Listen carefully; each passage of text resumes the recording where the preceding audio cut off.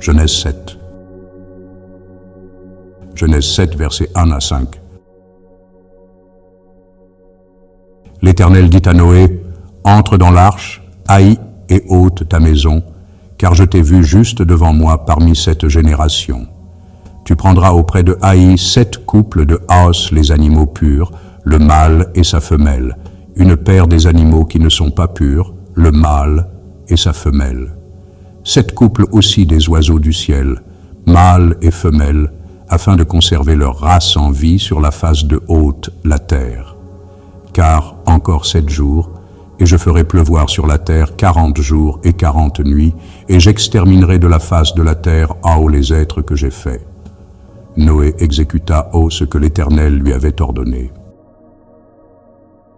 Genèse 7, versets 6 à 10. Noé avait 600 ans, lorsque le déluge d'eau fut sur la terre. Et Noé entra dans l'arche avec ses fils, sa femme et les femmes de ses fils, pour échapper aux eaux du déluge. D'entre les animaux purs et les animaux qui ne sont pas purs, les oiseaux et ce qui se meut sur la terre. Il entra dans l'arche auprès de Noé, 2 à 2, un mâle et une femelle, comme Dieu l'avait ordonné à Noé.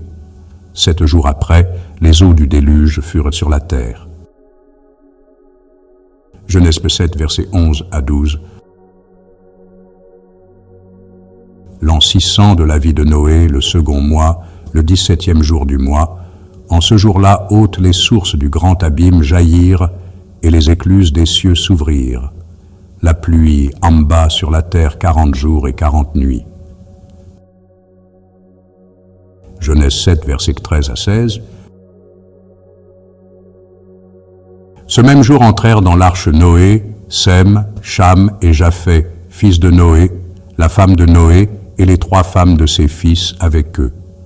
Eux et Haous les animaux selon leur espèce, ou le bétail selon son espèce, Haous les reptiles qui rampent sur la terre selon leur espèce, Haous les oiseaux selon leur espèce, Haous les petits oiseaux, Haous ce qui a des ailes. Ils entrèrent dans l'arche auprès de Noé, 2 à 2, de haute chair ayant souffle de vie. Il en entra, mâle et femelle, de haute chair, comme Dieu l'avait ordonné à Noé. Puis l'Éternel ferma la porte sur lui. Genèse 7, versets 17 à 20. Le déluge fut 40 jours sur la terre, les eaux crurent et soulevèrent l'arche, et elle s'éleva au-dessus de la terre. Les eaux grossirent et s'accrurent beaucoup sur la terre, et l'arche flotta sur la surface des eaux. Les eaux grossirent de plus en plus, et les hautes montagnes qui sont sous le ciel entier furent couvertes. Les eaux s'élevèrent de 15 coudées au-dessus des montagnes qui furent couvertes. Genèse 7, versets 21 à 24. Tout ce qui se mouvait sur la terre périt, tant les oiseaux que le bétail et les animaux, ou ce qui rampait sur la terre, et les hommes. Ce qui avait respiration, souffle de vie dans ses narines, et qui était sur la terre sèche, mourut. Les êtres qui étaient sur la face de la terre furent exterminés, depuis l'homme jusqu'au bétail, aux reptiles et aux oiseaux du ciel. Ils furent exterminés de la terre. Il ne resta que Noé et ceux qui étaient avec lui dans l'arche. Les eaux furent grosses sur la terre pendant 150 jours. Genèse 8. Genèse 8, versets 1 à 5. Dieu se souvint de Noé, de Haous les animaux, et de Haou le bétail qui était avec lui dans l'arche. Et Dieu fit passer un vent sur la terre, et les eaux s'apaisèrent. Les sources de l'abîme et les écluses des cieux furent fermées, et la pluie ne amba plus du ciel. Les eaux se retirèrent de dessus la terre, s'en allant et s'éloignant, et les eaux diminuèrent au bout de 150 jours. Le 7e mois, le 17e jour du mois, l'arche s'arrêta sur les montagnes d'Ararat. Les eaux allèrent en diminuant jusqu'au 10e mois. Le 10e mois, le 1er jour du mois, apparurent les sommets des montagnes. Genèse 8, versets 6 à 9. bout de 40 jours, Noé ouvrit la fenêtre qu'il avait faite à l'arche. Il lâcha le corbeau, qui sortit, partant et revenant, jusqu'à ce que les eaux eussent séché sur la terre.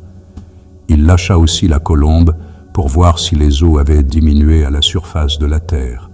Mais la colombe ne trouva aucun lieu pour poser la plante de son pied, et elle revint à lui dans l'arche, car il y avait des eaux à la surface de haute la terre.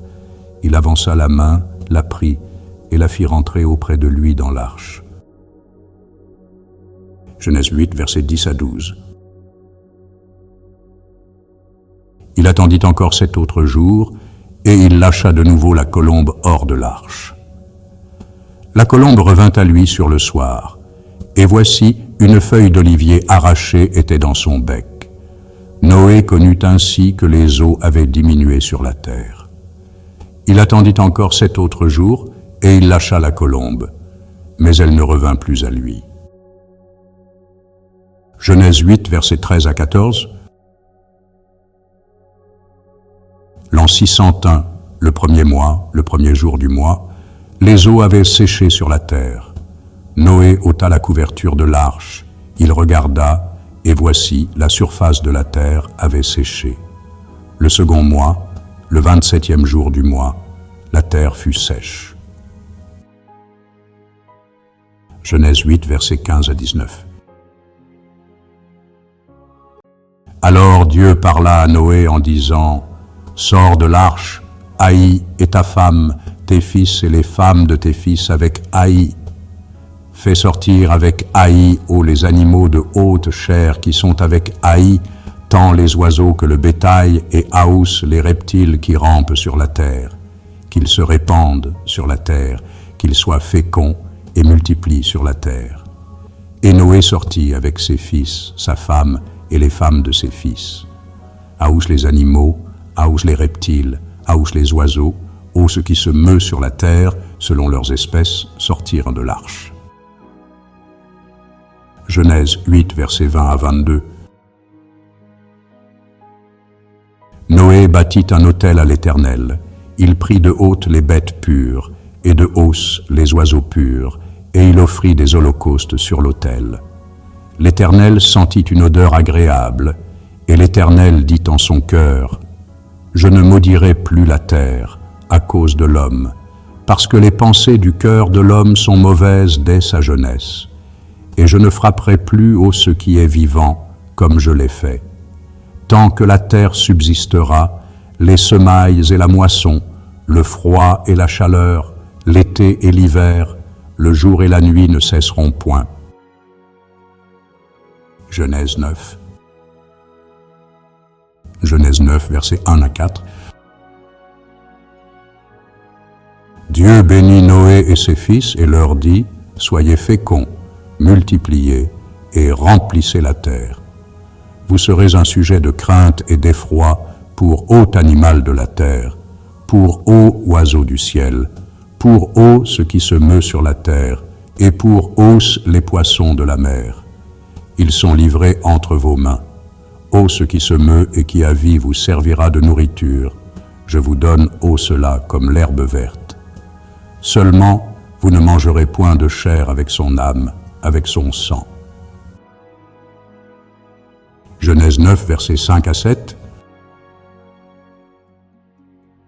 Sachez-le aussi, je redemanderai le sang de vos âmes, je le redemanderai à haut animal, et je redemanderai l'âme de l'homme à l'homme qui est son frère. Si quelqu'un verse le sang de l'homme, par l'homme son sang sera versé, car Dieu a fait l'homme à son image. Et vous, soyez féconds et multipliez, répandez-vous sur la terre et multipliez sur elle. Genèse 9, versets 8 à 11. Dieu parla encore à Noé et à ses fils avec lui en disant, « Voici, j'établis mon alliance avec vous et avec votre postérité après vous, avec Haous, les êtres vivants qui sont avec vous, tant les oiseaux que le bétail, et Haous, les animaux de la terre, soit avec Haous, ceux qui sont sortis de l'arche, soit avec Haous, les animaux de la terre. J'établis mon alliance avec vous, aucune chair ne sera plus exterminée par les eaux du déluge, et il n'y aura plus de déluge pour détruire la terre. Genèse 9, versets 12 à 14. Et Dieu dit, « C'est ici le signe de l'alliance que j'établis entre moi et vous, et aussi les êtres vivants qui sont avec vous, pour les générations à haut jour. J'ai placé mon arc dans la nue, et il servira de signe d'alliance entre moi et la terre. Quand j'aurai rassemblé des nuages au-dessus de la terre, l'arc paraîtra dans la nue. » Genèse 9, versets 15 à 17. Et je me souviendrai de mon alliance entre moi et vous, et à où les êtres vivants de haute chair et les eaux ne deviendront plus un déluge pour détruire haute chair. L'arc sera dans la nue, et je le regarderai pour me souvenir de l'alliance perpétuelle entre Dieu et Aous, les êtres vivants de haute chair qui est sur la terre. Et Dieu dit à Noé, « Tel est le signe de l'alliance que j'établis entre moi et haute chair qui est sur la terre. » Genèse 9, versets 18 à 19. Les fils de Noé qui sortirent de l'arche étaient Sem, Cham et Japheth. Cham fut le père de Canaan. Ce sont là les trois fils de Noé, et c'est leur postérité qui peupla haute la terre. Genèse 9, versets 20 à 23. Noé commença à cultiver la terre et planta de la vigne. Il but du vin, s'enivra et se découvrit au milieu de sa tente. Cham, père de Canaan, vit la nudité de son père et il le rapporta dehors à ses deux frères. Alors, Sem et Japheth prirent le manteau, le mirent sur leurs épaules, marchèrent à reculons et couvrirent la nudité de leur père. Comme leur visage était déorné, ils ne virent point la nudité de leur père.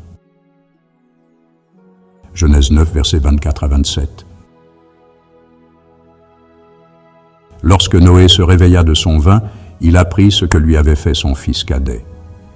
Et il dit, « Maudit soit Canaan, qu'il soit l'esclave des esclaves de ses frères. » Il dit encore, « Béni soit l'Éternel, Dieu de Sem, et que Canaan soit leur esclave. Que Dieu étende les possessions de Japheth, qu'il habite dans les tentes de Sem, et que Canaan soit leur esclave. » Genèse 9, versets 28 à 29. Noé vécut après le déluge 350 ans. Les jours de Noé furent de 950 ans, puis il mourut.